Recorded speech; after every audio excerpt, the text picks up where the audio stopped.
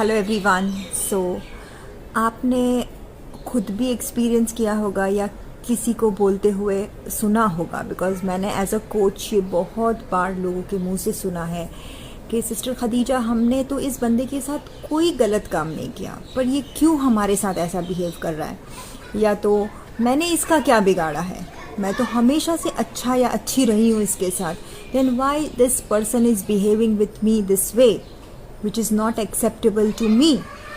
तो ये हम बहुत कॉन्वर्जेशन सुनते हैं, और जो हम होते हैं ना, हमारा माइंड जो है वो विक्टिम मोड में चला जाता है, मैं बेचारी या मैं बेचारा काइंड ऑफ थिंग। तो आपको एक बात मैं बहुत अपने एक्सपीरियंस से बताना चाहूँगी कि ये जो यूनिवर्स है ना, ये बहुत ही इंटेलिजेंट है। इसको सिर्फ मैथ्स समझ में आता है। ओके, मैथ्स, इसको क्या सही क्या गलत, व्हाट गुड व्हाट बैड, कुछ समझ में नहीं आता।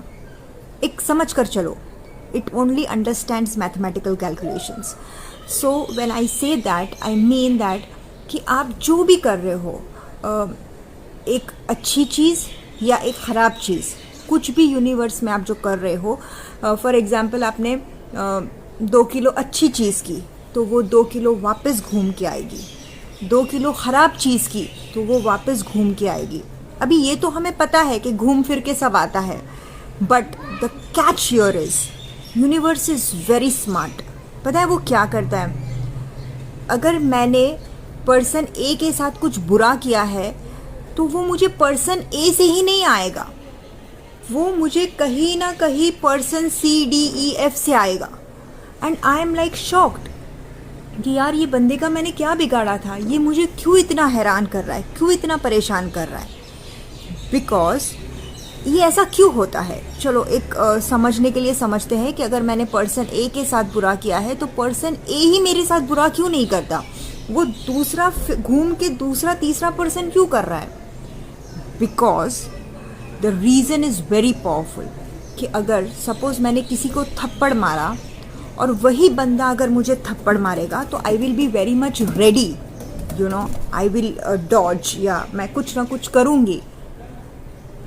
लेकिन यूनिवर्स क्या करता है कि उसके टाइमिंग अलग होते हैं, और सोर्स जहाँ से लौट कर आना है ना, वो कुछ डिफरेंट होता है, जहाँ पर ना तो मैं इस बंदे के लिए प्रिपेयर्ड हूँ, ना तो मुझे पता है कि मुझे यहाँ से थप्पड़ मिलेगा।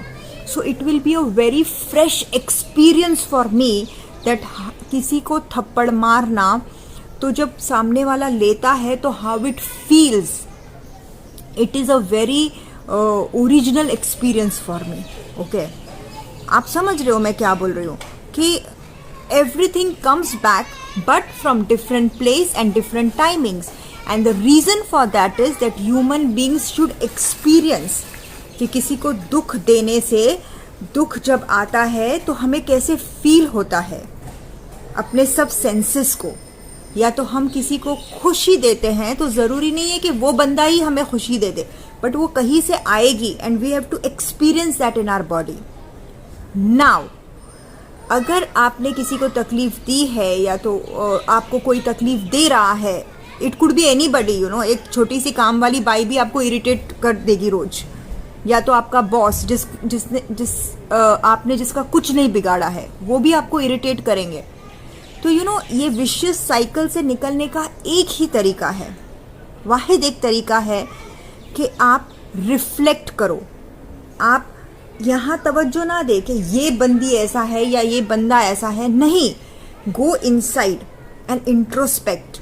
और जब आप इंट्रोस्पेक्ट करने लगोगे, आप सोचने लगोगे कि ये मेरे साथ ऐसा क्यों हो रहा है, this person is not bad but some of my things are bad inside which I need to improve.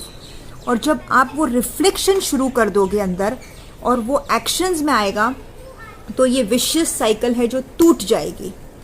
Okay, बाकी इसका कोई इलाज नहीं है कि ये साइकिल ब्रेक हो। जो दिया है वह कहीं ना कहीं से आएगा, और वो जैसे आएगा आप समझ भी नहीं पाओगे, और आप जिंदगी भर विक्टिम रोल प्ले करते रहोगे।